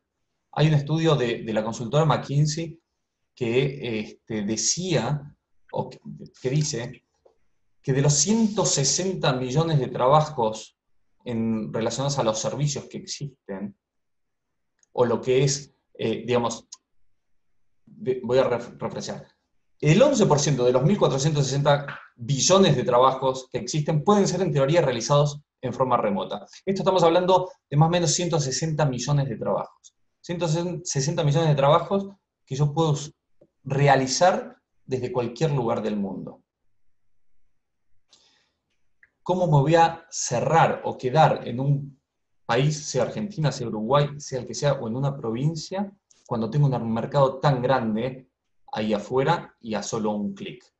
¿No? A solo un clic y vendiendo mi conocimiento. Estas son las 3 macro tendencias de las que yo siempre hablo, que es de vuelta, el software se come el mundo, la conectividad y la distribución. Y hoy en día, creo que diría el único beneficio de esta maldita pandemia es que hizo un cambio de mentalidad abrupto y necesario en todas las empresas, que es permitir a sus trabajadores trabajar desde su casa. Antes no lo dejaban, ahora forzosamente lo tuvieron que dejar. Y hoy, ¿cuánta gente realmente va a querer volver a trabajar desde su casa? Y uno dice, bueno, pero sigue siendo empleado. ¿Y cuál es la diferencia entre una persona que está trabajando para una empresa en relación de dependencia desde su casa, a que cuando terminó su horario o cuando terminó su objetivo, se dé vuelta, vaya a un mercado online y empiece a ganar unos pesos o dólares extra trabajando como freelancer? Hay ejemplos de estos, cantidad. Voy a dar un ejemplo. 2 amigos hace unos años en Estados Unidos trabajaban para una empresa. Un fin de semana estaban aburridos con una tarjeta de crédito, compraron un dominio, empezaron a programar, en un fin de semana crearon una empresa que se llamaba Retail Minot. $30 invirtieron, trabajando para otra empresa. Esa Retail Minot, 5 años más tarde, se vendió a Whale Shark en $90 millones. Son 2 personas, 2 amigos que trabajan por una empresa, hicieron algo como freelance y vendieron esa empresa en $90 millones 5 años después. Obviamente que no son todos los casos así, pero que poder se puede. ¿Y por qué yo hablo de esto? Porque a mí me gusta ver la curva de crecimiento de una persona que pasa de ser empleado full time a ser empleado full time, pero hacer trabajos extras a través de mercados digitales, a pasar a ser luego, si es exitoso, un full time, pero freelancer, y entre ese full time freelancer y crear una empresa. ¿Cuál es la diferencia? El crecimiento que vas teniendo y cómo vas contratando gente. Entonces, ser freelancer puede ser una cuestión permanente o puede ser un estadio intermedio y necesario para crear tu empresa, tu pyme, o sea, una micro o mediana empresa, y después, ¿por qué no una gran empresa? Tenemos ejemplos, digamos, Google fue uno de esos, Microsoft fue otro, Instagram, que se vendió después en $19 mil millones, fue otro. Y si tenés todo eso al alcance de la mano, ¿cómo haces hoy, siendo un empresario, para atraer un talento de 22, 23, 25, 27 años para que trabaje de 9 a 18 y en la Argentina por 60 mil, 50 mil, 70 mil pesos? Les voy a dar unos datos. Nosotros en freelancer.com tenemos un ticket promedio de hoy $161. $161 vamos a hablar de 2 tipos de cambio, pueden ser 22.500 pesos o 12.600 pesos. En cualquiera, en uno u otro, es un proyecto que puede durar un par de horas o un par de días y te estás embolsando 22.500 o al tipo de cambio oficial, que es lo que te liquida, como bien explicó Romina, el mercado único y libre de cambios, a 74, te quedan 12.600 pesos. Pre-COVID, este ticket de 161 era 215. Y uno dice, bueno, ¿bajó? Sí, bajó, porque fue masivo el ingreso de personas que perdieron sus trabajos y empezaron a buscar trabajos como freelance. Y obviamente, no deja de ser un mercado de oferta y demanda, donde nosotros no podemos regular esos precios, bajó un poco el ticket promedio. Pero ese ticket promedio sigue siendo altísimo. Puede ser de 30.000 o 15.000 pesos, o de 22.000 o 12.000 pesos. Sigue siendo una diferencia enorme para un joven que hoy estudia programación, que hoy estudia diseño gráfico, diseño web, que hoy es traductor, que en vez de emplearse de 9 a 18 para ganar 30.000, 40.000, 50.000 pesos, tiene al alcance de la mano esta posibilidad. Finalmente, para ir resumiendo, no sé si me extendí mucho, no estoy llevando el tiempo, pero algunos números globales y en la Argentina de nuestra empresa. A nivel global, lo dijiste vos, Pablo, tenemos 47 millones de usuarios y se han publicado 18 millones de trabajos. 18 millones de trabajos a un ticket promedio cada uno de $161. En Argentina tenemos al día de hoy 518.000 usuarios. Son 518.000 personas que se registraron en el sitio, que trabajan más o menos en nuestro sitio. Y Carlos, vos como bien dijo Carlos en su presentación, hay países que contratan y hay países que prestan más servicios, o países que son los que más contratan, y si bien es muy estacional, depende de épocas determinadas, de eventos culturales o deportivos determinados, hoy en día los países que más argentinos están contratando son Estados Unidos, Rusia, increíblemente India, que es un gran proveedor o prestador de servicios, está contratando muchísimos argentinos, España y Argentina misma, es decir, empresarios, empresas de Argentina que contratan a argentinos a través nuestro, que de otra manera no los hubiesen conocido. Con lo cual, volviendo y para terminar, si Argentina es menos del 1%, como dijo Romina, de menos del 1% del mercado, ¿cómo me voy a perder poder ir a otros mercados sentados desde la comodidad de mi casa? Gracias. Muchas gracias, Sebastián. La verdad, gracias por los datos que pasaste, que es lo que te había pedido.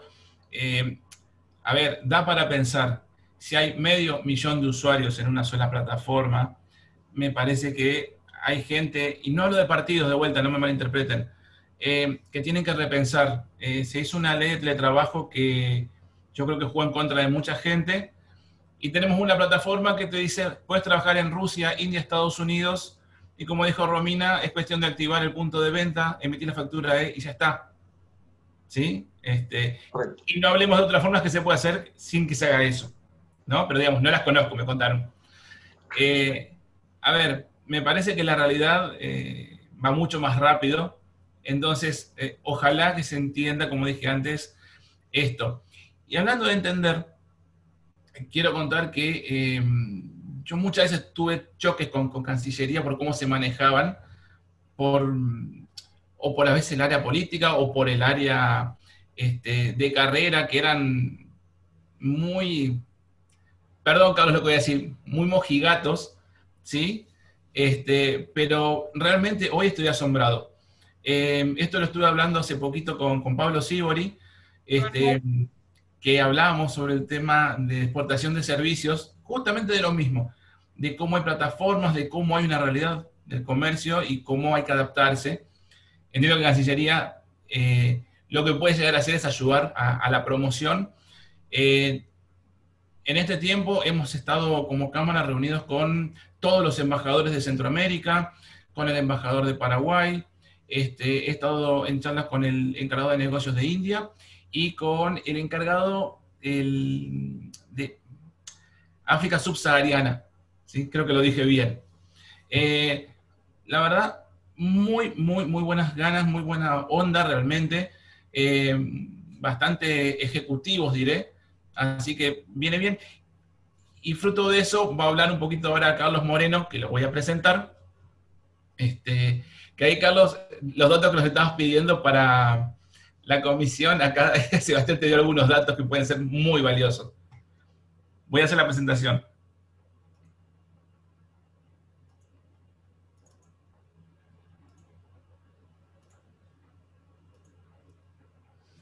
Bueno, Carlos es diplomático, ex jefe de la sección comercial del Consulado General y Centro de Promoción de la República Argentina en Los Ángeles, California, en Estados Unidos.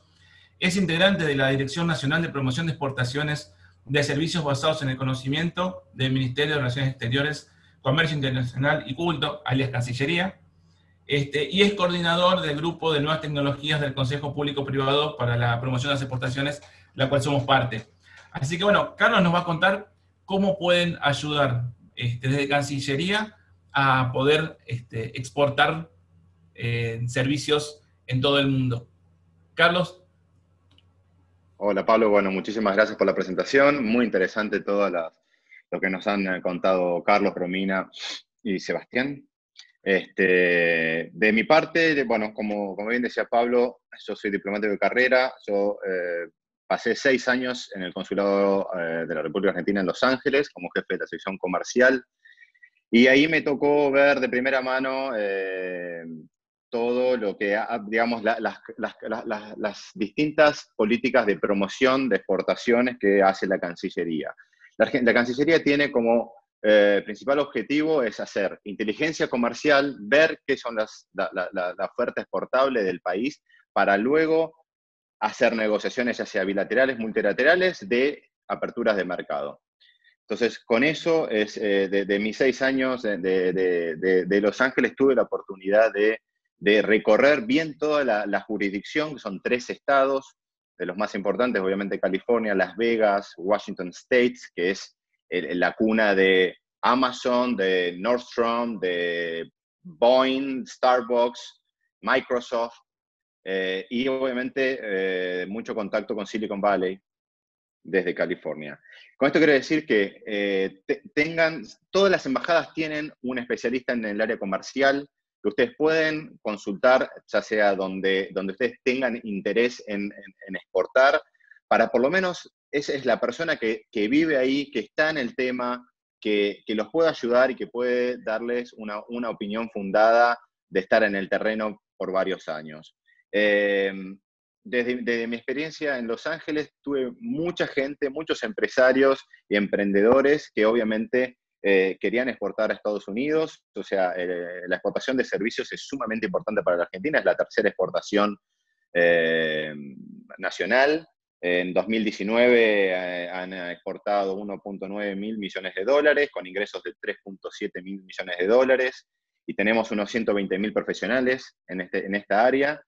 Estados Unidos se lleva el 59% de esas exportaciones, luego viene Latam con 29% y Unión Europea con alrededor del 12%. Y las verticales que más exportan son servicios financieros en un 39%, software en un 14%, temas para gobierno 9%, temas comerciales 8%, salud 6%. Quiero decir con esto que el tema de exportación de servicios para el gobierno, para la Argentina, es sumamente importante. Lo que es más difícil, y es lo que estamos trabajando también con Pablo y con las cámaras, es tratar de dimensionar bien estas exportaciones, esta capacidad exportadora, ya sea porque, bueno, obviamente en todo lo que es exportación de servicios no hay una posición arancelaria que nos permita ver exactamente qué tipo de cuánto se exportó, qué cantidad y demás, sino es simplemente valores en dólares, y es más difícil dimensionar esto para saber realmente cuál es el complejo exportador de servicios. En Estados Unidos, como yo venía diciendo, muchas de las empresas ya habían llegado con la idea de buscar financiamiento. Como decía Romina en uno de sus puntos, financiamiento es obviamente sumamente importante en el momento de internacionalizar la empresa. Y muchas empresas venían a buscar financiamiento y el único que tenían en su cabeza era Silicon Valley. Yo quiero ir a Silicon Valley, ¿para qué? Para escalar mi empresa y vendérsela a Google, Microsoft o los gigantes que están ahí. Por supuesto que para poder hacer eso necesitas mucha espalda, mucho dinero y mucha preparación porque es un mercado sumamente competitivo. Como también decía Romina, uno tiene que conocer los clientes a los que va a apuntar, y en eso Silicon Valley es extremadamente competitivo y sumamente caro para acceder. ¿Por qué? Porque para poder tener una empresa ahí, la San Francisco es extremadamente cara, y muchas de las empresas fallaron en que se quedaron sin fondos en los primeros 3-6 meses. Entonces hay que tener una muy buena preparación de ver qué es lo que quieren hacer y dónde apuntar, y si realmente es Silicon Valley, en este caso, o el lugar de ir, o bien preguntarle a las secciones comerciales, decir, miren, yo tengo este tipo de empresa, ¿cuál es el lugar donde vos me aconsejarías, de acuerdo a tu experiencia, ir? Yo estuve recorriendo y fui a, obviamente, Silicon Valley muchas veces, pero a mí se están generando, se está desparramando, al ser tan caro todo lo que es Silicon Valley, se está desparramando en varios Silicon alrededor de Estados Unidos. Entonces, tenés en Utah, que es un estado sumamente prolijo y muy amigable para negocios, se está creando, o ya está creado, obviamente, hace ya unos años, Silicon Slope, que es más chiquito, más compacto, más orientado a determinadas empresas de tecnología. Silicon Beach, que está en Los Ángeles ahora, para también todas las empresas, Snapchat y demás, que se están saliendo del área de la bahía, están pasando por Los Ángeles y están poniendo ahí polos de negocios muy interesantes que se están armando. Seattle es otro de los lugares donde es muy interesante ver qué es lo que está pasando, y es más fácil hacer negocios ahí que en San Francisco, por ejemplo. ¿Por qué? Porque el lugar es más chico y es más amigable. En Silicon Valley, como me decía el encargado de negocios que lleva la parte de Utah, me decía, en Silicon Valley, vos sos un pez muy chiquitito en un estanque de tiburones. Mientras que te venís al Silicon Slope, los vendí así, vos vas a ser un pescado más grande, vas a poder negociar en un poco más de igualdad. Entonces, bueno, hay que ver y estudiar bien qué es cuál es el objetivo de internacionalizar. Si el objetivo de internacionalizar es buscar financiamiento, que es algo muy peculiar, bien, hay cientos de venture capitals, tanto en la costa este como en la costa oeste. Yo me reuní con muchísimos de estos venture capitals a lo largo de los años, y la verdad es que todos nos dicen lo mismo. Todo el mundo te decía exactamente lo mismo. Entonces, ¿qué era esto? O sea, básicamente, para que un venture capital te escuche, el empresario primero tiene que estar sumamente preparado y preparar la información tal cual el venture capitalist quiere verla. ¿Bien? Entonces, no es lo mismo ir a tratar de venderle un PowerPoint de 10 páginas, que no sé qué, cuando el tipo lo único que estás buscando es un one-pager para saber directamente ese one-pager, ya sabe si el negocio es rentable o no rentable y si se acomoda con las políticas de venture capital de su compañía. Entonces, un punto uno es conocer a quién vas a ver y preparar la información de acuerdo a lo que ellos están esperando. Eso es sumamente importante, y más en el mercado norteamericano, que es bien estructurado en ese punto. Para poder recibir financiamiento, todos los que me han dicho tienen que estar el equipo técnico, el equipo de management tiene que estar cerca de los venture capital. ¿Por qué? Porque es una relación personal. No es una relación, el venture capital te va a prestar el dinero si el CEO de la compañía le cayó bien personalmente, lo ve que es un tipo que es ambicioso, que el proyecto está bien estructurado, que lo tiene claro dónde va a llegarlo, que le vendió muy bien el proyecto. El tipo tiene que estar ahí para hablar para tener una relación personal con los inversores.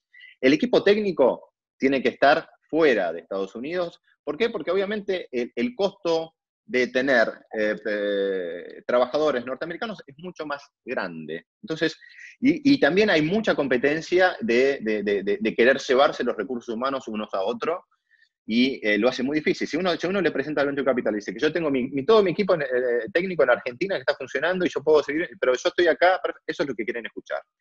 Que el producto escale mercado, que trascienda fronteras, ¿no? Por supuesto. Y que tengan un exit strategy, los venture capitals también. Esas son un poco las grandes características de lo que ellos están, por ejemplo, viendo, ¿no? Y lo que quieren escuchar. Entonces, es muy importante el tema de la preparación al momento de ir para allá y de poder vender tu empresa en 5 minutos, porque es el único momento que le van a dar. A nivel de promoción comercial, es muy importante que traten de participar, bueno, de ferias ahora ferias online, de ferias comerciales del sector. Eso les va a dar digamos, la capacidad y la práctica de ver, de tratar con los clientes norteamericanos o con los clientes mundiales que se hacen en las grandes ferias norteamericanas. Yo puedo hablar mucho de Estados Unidos porque es mi experiencia más grande. Y hoy por hoy la Cancillería está reviendo también cuáles son las nuevas políticas y las nuevas, digamos, actividades de promoción en post-pandemia. Y post-pandemia, obviamente, todo el tema de ferias presenciales se va a ver muy disminuido. Entonces, es mucho más el tema de plataformas como la de Sebastián o otras plataformas que acercan directamente al empresario con el cliente. Entonces, hoy por hoy estamos trabajando también con la Embajada de Estados Unidos, con la Embajada Argentina en Washington. Están trabajando en una plataforma que está creciendo muchísimo, que se llama Clutch.com. Lo voy a escribir acá para que lo... Clutch.co, porque es SEO. Esa es una plataforma, es una empresa que está creciendo muy rápido y se está posicionando como líder en Estados Unidos para captar clientes norteamericanos. Es como si fuese el Airbnb o el Yelp, si lo conocen, pero para soluciones de software, de marketing y demás. Es una plataforma que es business to business y que básicamente las empresas tienen que generar su perfil,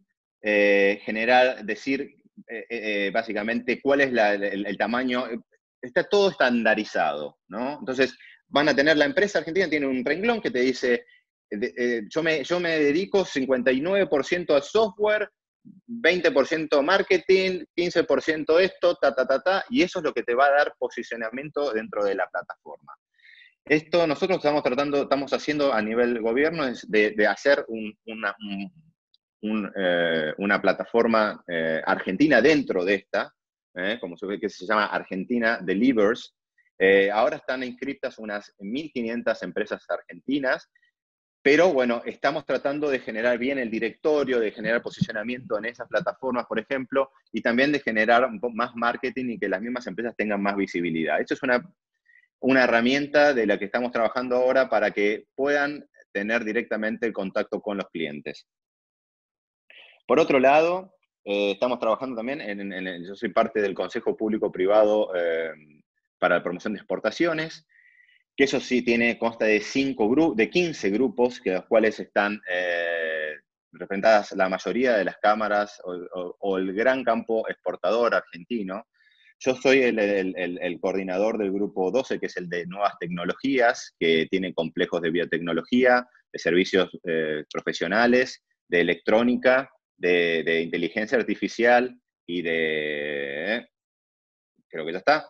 Ahora incorporamos uno de tecnología médica también. Y la idea es ser un canal abierto de diálogo con las cámaras, para que, por un lado, nos brinden, más que nada en este sector que no, como decía primeramente, es difícil cuantificar la oferta exportable, que nos brinden un poco más de esa información, estamos en esa etapa, para luego poder pasar a un análisis de toda esa información y generar también una mesa de diálogo interministerial, transversal, que vean los problemas que tienen directamente de las cámaras y puedan tomar medidas interministeriales, ya que la Cancillería solamente se enfoca en lo que es lo que decía la promoción comercial, la apertura de mercado, negociaciones con los países extranjeros, ¿sí?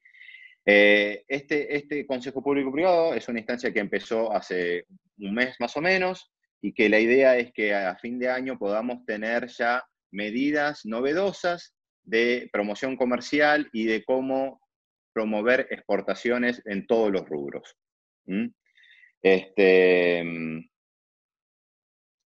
Por otro lado, es eso, básicamente el mensaje es que hablen con la Cancillería, hablen con las oficinas centrales nuestras, primero para decir, tengo esta empresa, ¿dónde me aconsejás empezar?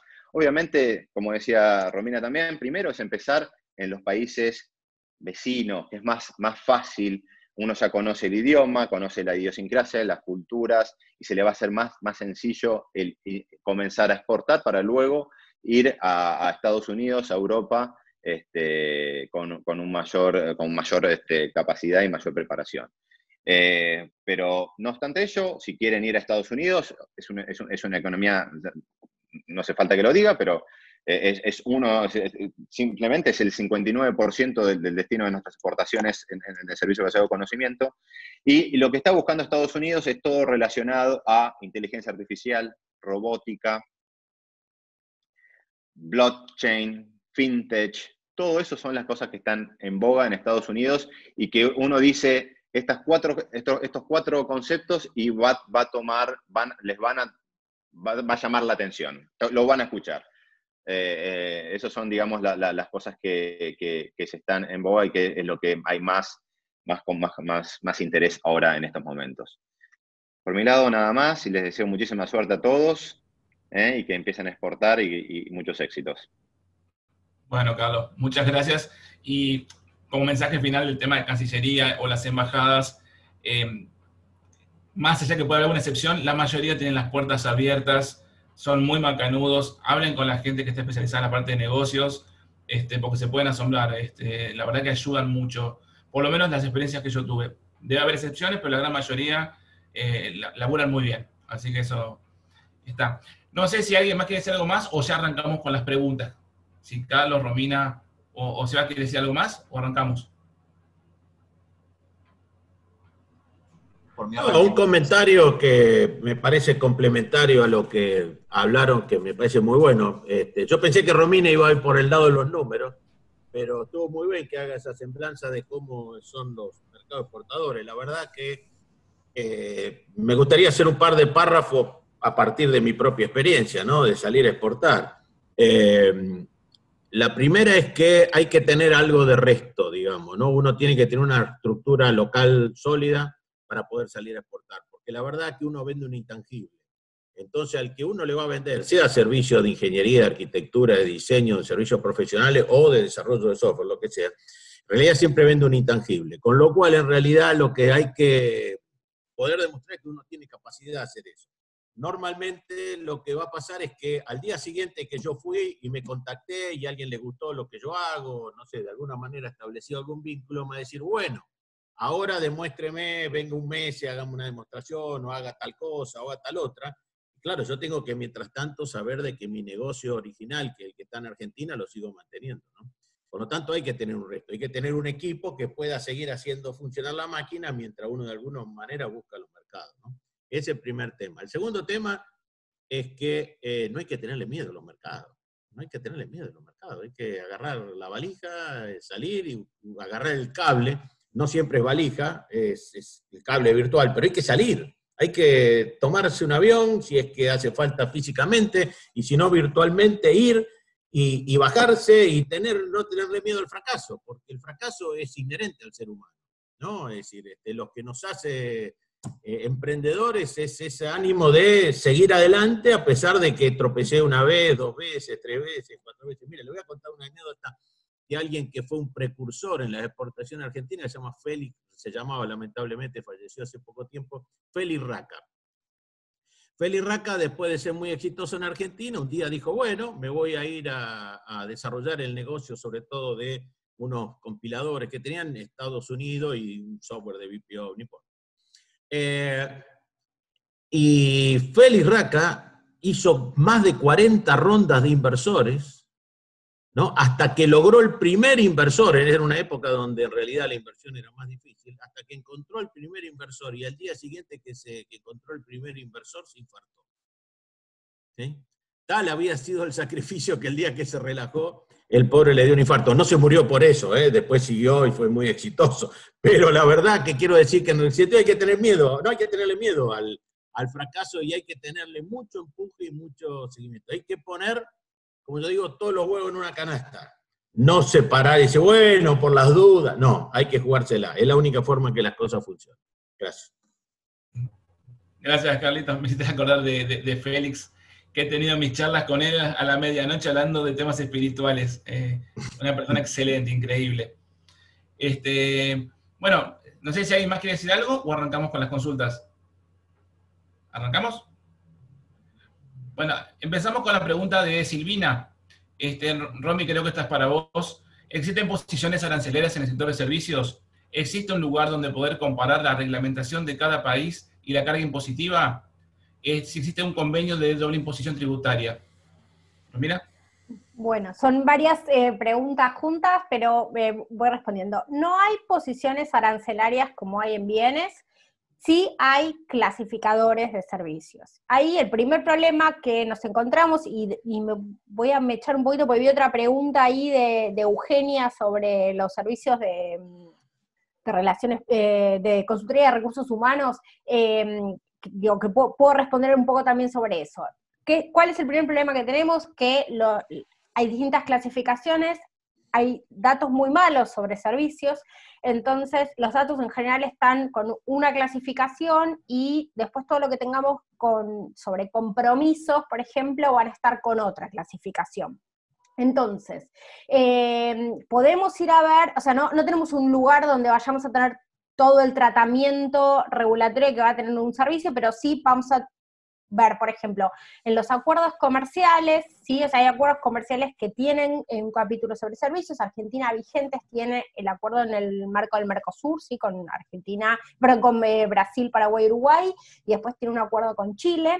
Esos son los únicos acuerdos vigentes sobre comercio de servicios que hay ahí. Uno puede ir a mirar en las listas de compromisos qué es lo que dice ese acuerdo para el sector en el cual uno está involucrado. A veces no son muy sencillos de leer, pero en todo caso, en función de cuál sea el servicio, me pueden consultar qué es lo que significa lo que diga en el acuerdo, pero ahí no va a decir muchas cuestiones relacionadas con los requisitos que hay que cumplir en ese mercado a veces, o cuestiones legislativas, tributarias. Es más complicado eso, o sea, en bienes suele ser mucho más fácil, pero, digamos, no se desanimen, hay muchos sectores en los cuales hay muy pocas barreras al comercio de servicios, ¿sí? Eso es una gran ventaja que tiene Argentina, en comparación con otros sectores donde es competitivo, porque cuando uno quiere exportar alimentos procesados hay muchísimas barreras, y cuando uno quiere ir a exportar servicios, no en todos, pero en muchos, el mercado mundial está bastante abierto, ¿sí? Pero dependiendo del servicio y la forma en la cual se presta el servicio, porque no es lo mismo si uno presta el servicio a través de internet, que si quiere abrir una filial en el exterior, o si va a venir el consumidor acá, o si vamos a mandar una persona o vamos a ir personalmente a prestar el servicio en el exterior, ¿sí? O sea, en un caso va a ser importante, por ejemplo, la legislación sobre transferencia de datos a través de, o sea, entre distintos países, en otro los visados, o sea, la visa de trabajo que se pueda necesitar, o qué se necesita para abrir una filial en el exterior, ¿sí? Entonces, es un poco más complejo. Pues hay un acuerdo, así como están estos acuerdos que les mencionaba que tiene Argentina, hay un acuerdo en el cual forman parte todos los países de la Organización Mundial del Comercio, que es el GATS, ¿sí? O sea, es la sigla en inglés del acuerdo, o AGCS, donde para todos los países con los cuales no tenemos un acuerdo bilateral, podemos ver que decidieron para el servicio que nos interesa prestar en ese acuerdo. Con respecto a la doble imposición, no hay un único acuerdo, son acuerdos que se negocian bilateralmente. Argentina tiene unos cuantos acuerdos, ahora les voy a pasar el link de la página de AFIP, donde está todo el listado. Esperen que acá lo tengo, ahí lo voy a pegar. Ahí pueden ver con qué países hay acuerdo y no todos los acuerdos son iguales, entonces, ¿qué es lo que establece cada uno de los acuerdos para ese caso?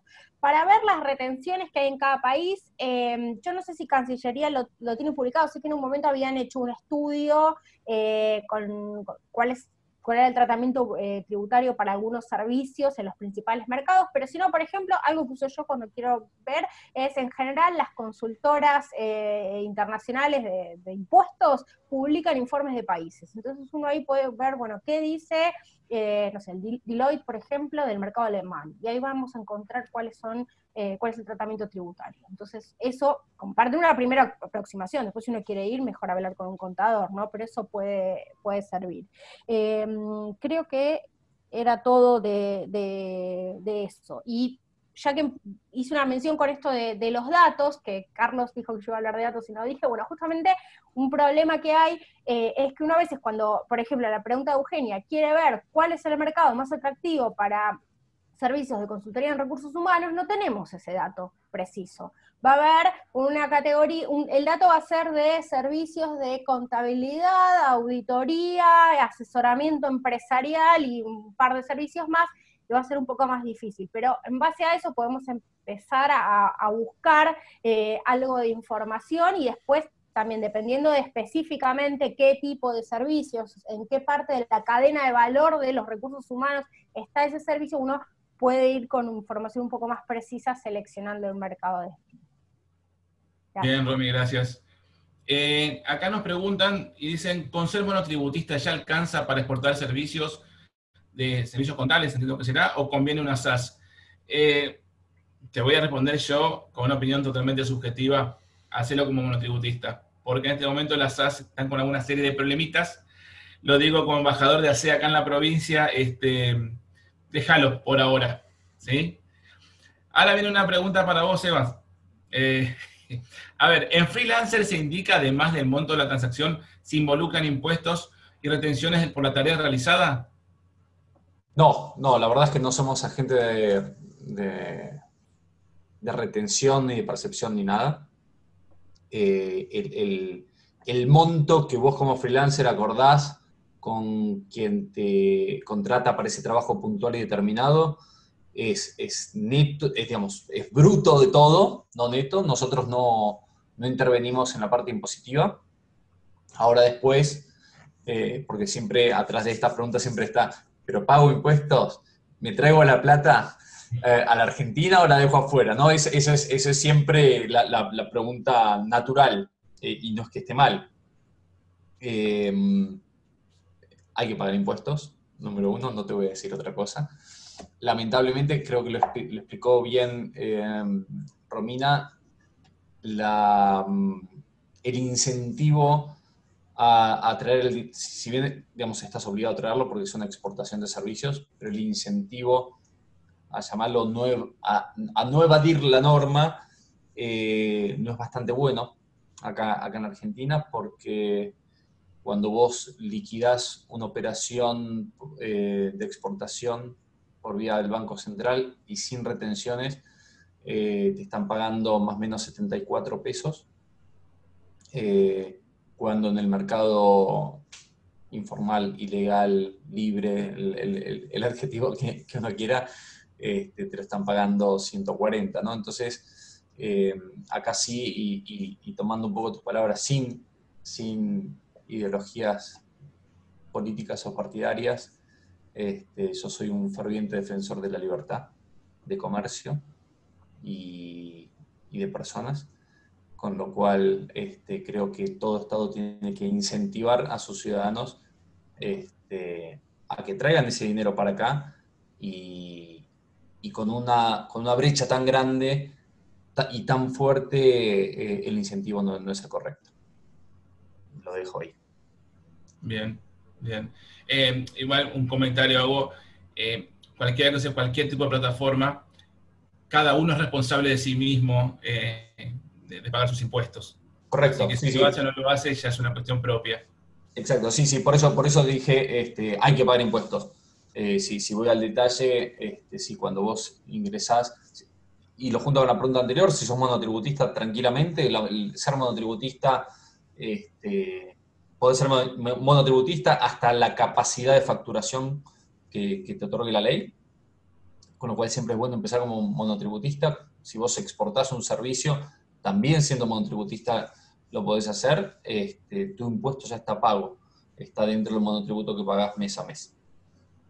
Así que si te pasás de monotributista y pasás a ser responsable inscripto o hacerlo a través de una sociedad, bueno, ya son otras las complejidades, ¿no? Bien, bien. Me voy a permitir contar una historia de una chica que yo conozco, que en el 2001, como mucha gente, estaba realmente en la lona, diseñadora gráfica, y alguien le contó de una plataforma, una tal freelancer.com. Parece que le estoy haciendo publicidad, pero bueno, no, es la realidad. Y empezó a vender diseños. a menos del año tenía 3 personas, no eran empleados porque eran todos monotributistas, pero tenía 3 personas trabajando para ella y le iba muy bien. A ver, más allá de muchas cosas, de por ahí, de viajes, a veces en negocios más chicos es cuestión de hacerse una buena imagen y hacer un muy, pero muy buen trabajo. ¿Sí? Porque las recomendaciones suman y suman y suman. Eso también es lo que pasa con la plataforma que dice Carlos, con Clutch. Cuando empiezan a referenciarte, tu scoring sube y tu valor de mercado sube. ¿Sí? Primero cuesta mucho encontrar los primeros clientes, pero después van apareciendo porque obviamente los clientes buscan a aquellos que tengan una experiencia comprobada por otros. ¿Sí? Sí, este es tal cual decís, ¿no? En cualquier mercado digital o mercado online o mercado offline, el primer trabajo siempre es el más difícil. Cuando vos terminás la universidad, sos abogado, contador, economista, lo que fueres, el primer trabajo siempre es el más difícil. ¿Por qué? Porque nadie te conoce. No tenés trayectoria, no tenés currículum para mostrar. Ahora, estás en un trabajo, lo hiciste bien, tenés buenas referencias, bueno, saltar al segundo trabajo es muchísimo más fácil. Y lo mismo pasa, Clutch, no la conozco, ahora después obviamente la voy a empezar a chusmear, pero te hablo por nuestra plataforma, te hablo por Mercado Libre, Amazon o lo que fuera. Cuando vos vas a comprar algo en Mercado Libre, sí, el precio te tienta, pero enseguida vas a ver cuáles son los comentarios del que te está vendiendo algo. Y acá pasa lo mismo. Cuando alguien te va a contratar para que le hagas, tomo el ejemplo de tu amiga, un diseño, el primero va a ser difícil, pero tenés una buena... Lo hiciste bien al primero, al segundo, al tercero, nosotros lo tenemos todo medido. Cuando hiciste entre el 25 y el 30, ya te vienen a buscar directamente los empleadores, como les llamamos nosotros, los que te van a contratar. Te van a buscar. Y es verdad, uno piensa que en general este trabajo freelance es más lo que se dice gig jobs, ¿no? O sea, changas, las llamamos acá. Pero te digo, hay casos, y no son pocos, donde, mira, el otro día una publicación americana que se llama Business Insider me llamó, digamos, por una cuestión de entrevista y me dijo, mira, estoy buscando también, para poner en mi artículo, una persona que haga arriba de 100.000 al año, $100.000, ¿no? Y lo contacté con una persona y le hizo y ahora estoy esperando que salga publicado, pero tenemos muchísimos casos de personas que hacen 100.000, 200, 300, $500.000 al año. Obviamente ya están estructurados, como hizo tu amiga, ¿no? Contrató 2 o 3 personas y empezó a crecer. Por eso es, como dije en mi presentación, la curva del crecimiento, la curva de la experiencia. Empezás solo, contratás a otro y así te volviste una mini pyme, una pyme y por ahí por ahí una empresa. Y con esto termino y me expandí mucho. Hay un argentino, ahora se fue a vivir a Estados Unidos, que en el año 2015, la revista Forbes dijo, los freelancers que hacen arriba más de $1 millón al año. Y había un argentino. Y le escribí, nos conocimos, ahora después se fue, digamos, por una cuestión más cambiaria a los Estados Unidos, pero había empezado solo, era un diseñador, había empezado solo y fui a su oficina y tenía 20 personas trabajando para él. Facturaba arriba de $1 millón al año, era una bestialidad. Con lo cual, todo depende de la capacidad, desde ya, la capacitación, el conocimiento y qué tan bueno sos. Perdón que me expandí. A ver, no, está bien. Y aparte, hay muchas herramientas y hay que experimentar con las herramientas. Voy a hacer publicidad de otra, que es para otro perfil, pero que hay muchos que pueden llegar a conseguir mucho trabajo, que es el Marketplace de Naciones Unidas, UNCM, en el cual hay muchos llamados. La gente se enoja porque dice que son imposibles llegar. Y la verdad que los llamados están, todas las licitaciones, hay grandes, que uno obviamente no puede participar, pero hay otras llamadas a licitaciones chicas que tranquilamente se puede trabajo de consultoría y uno puede pelear de igual a igual, ¿sí? Con experiencia, peleando el precio, peleando la forma de pago, entendiendo cómo es una estructura de un organismo multilateral, porque son un embole, ¿sí? Porque piden un montón de detalles, pero si uno va cumpliendo eso y va teniendo ese ejercicio, tiene la posibilidad de que abran las puertas también. Así que, y Sebastián, de vuelta para vos. ¿Servicios de arquitectura se contratan en freelancer? Muchísimo, muchísimo.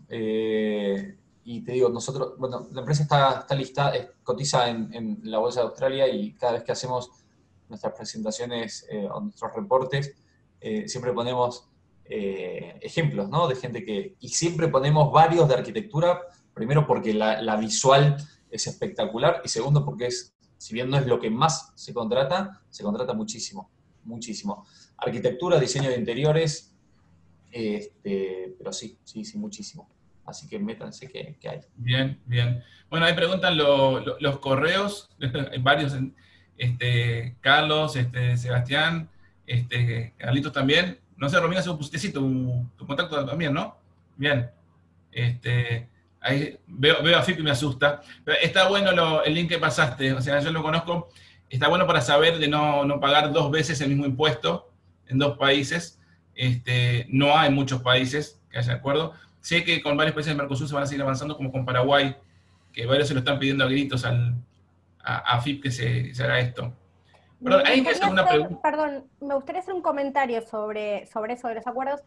Tengan en cuenta que no todos los países retienen, y en parte esto que mencionaba Carlos de que Estados Unidos es el destino de 59% de las exportaciones argentinas de servicios basados en el conocimiento, tiene que ver con eso, con que Estados Unidos no retiene impuesto a la renta para lo que son servicios, sí para lo que es propiedad intelectual, sí, pero para servicios no.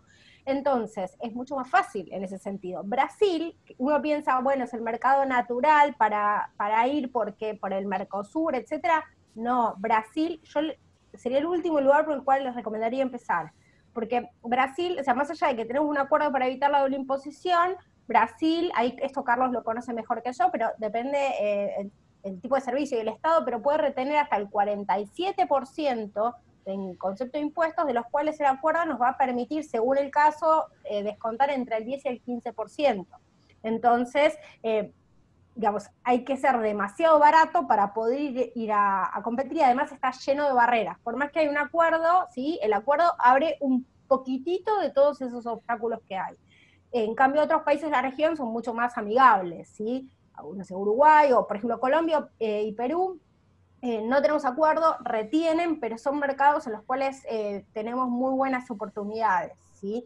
Entonces, digamos, no se dejen llevar solo por lo tributario, pero por favor ténganlo en cuenta, porque yo conozco un montón de casos de empresas o freelancers que no lo tuvieron en cuenta y después terminaron incluso perdiendo plata porque cobraron mucho menos de lo que esperaban.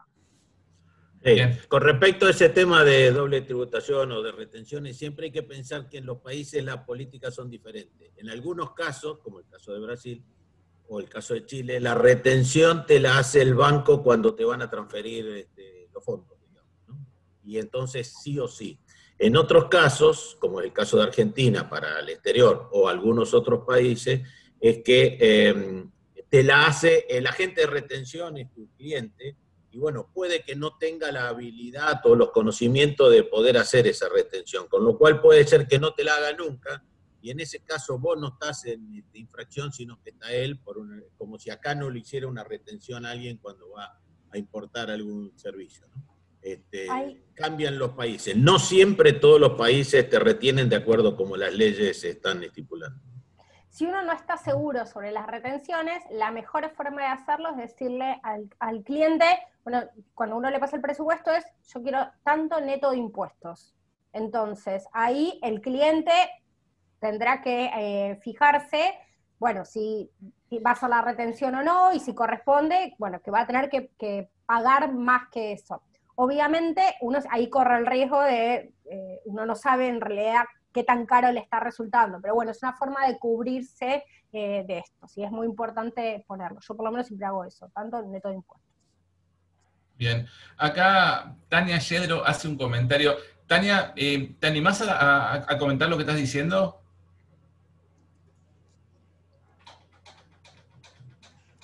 Hola, buenas noches a todos.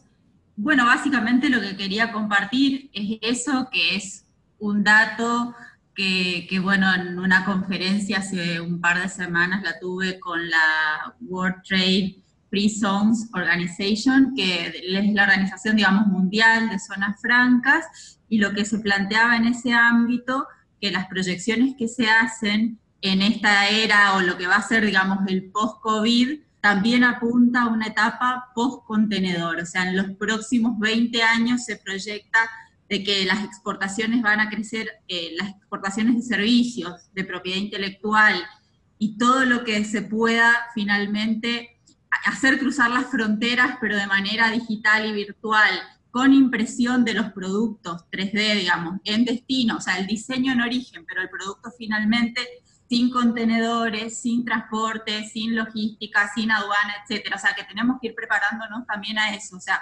post-COVID hacia un comercio post-contenedor. Gracias, Tania. Sí, a ver, es parte de una serie de cambios que se están viniendo, sin lugar a dudas. Hay un montón de felicitaciones para todos. La verdad que, si puedo decir algo, ya como para ir cerrando, pues ya son las 9. Me siento terriblemente orgulloso de haber juntado a 4 personas que la verdad que son admirables. Con Romina no tuve nunca la oportunidad de cruzarme, sí escuché muchas veces cómo hablaba. Ahí le dejo también a Carlos Rafaeli, que me la recomendó para que venga a hablar. Con Carlos, que lo conozco hace poco, Carlos Moreno, también venimos trabajando bien ahí en Cancillería. Y Seba y Carlos no puedo decir nada porque son 2 monstruos a mi criterio. Agradecerles a todos por escuchar, por participar. Muchos están pidiendo que hagamos los temas más profundos. Obviamente tenemos ganas, pero cuesta hacerlo, ¿sí? Pero vamos a tratar. Ahí ya Romina está apalabrada para el año que viene de hacer algo profundo. También me gustaría hacer algo de plataformas, porque es algo que no se está trabajando. Ahí, Seba, si alguien de tu equipo por ahí puede hablar sobre ese tema. Me parece que falta mucha información de cómo trabajar en las plataformas, ¿sí? Y creo que es una herramienta impresionante. Y con Carlitos es para estar horas hablando. La verdad que... y hablando incluso de política. Pero ojalá que nuestro país vaya adelante, que entiendan que hablando puntualmente de los servicios es uno de los temas más importantes que tenemos. Nos va a dar la posibilidad de crecer como país, y en general el comercio exterior va a hacer que ingresen divisas y que crezcamos todos. Así que, bueno, para los que no nos conocen, cualquier cosa, nuestro punto de contacto es www.comexchaco.com.ar. Figuramos como Comex Chaco en todas las redes sociales. De hecho, todos recibieron de mi correo el link de ingreso. Así que, simplemente agradecerles, y si quieren decir alguna palabra final, con gusto. Bueno, no, en realidad agradecer a todos, y bueno, a disposición para lo que necesiten, como siempre. Un saludo a todos los amigos del Chaco, de Corrientes, de Formosa, de Misiones, y creo que hay de todo el país, ¿no? Me parece que también hay algunos fuera de Argentina, por ahí, ¿sí? Así que le mandamos un saludo a todos. Gracias por la invitación. Yo también a disposición. Perdón, Romina, dale vos, da más. Gracias por la invitación, gracias a todos, y bueno, también queda a disposición para lo que necesiten. Hasta luego. Bien. ¿Seba? Lo mismo de mi lado, bueno, mi mail está, Pablo, quedamos en contacto, y bueno, siempre este tipo de iniciativas a mí me gustan, y en tanto pueda, participo. Así que, bien. Bueno, Carlos, no me retes por lo que te debo, pero decí. No te preocupes, no, muchas gracias por todos, muy interesante, y fue un placer ser parte de este panel. Bien, gente, muy agradecido con todos y con todos los que participaron. Que tengan adiós, buenas noches a todos. Hasta luego. Hasta luego.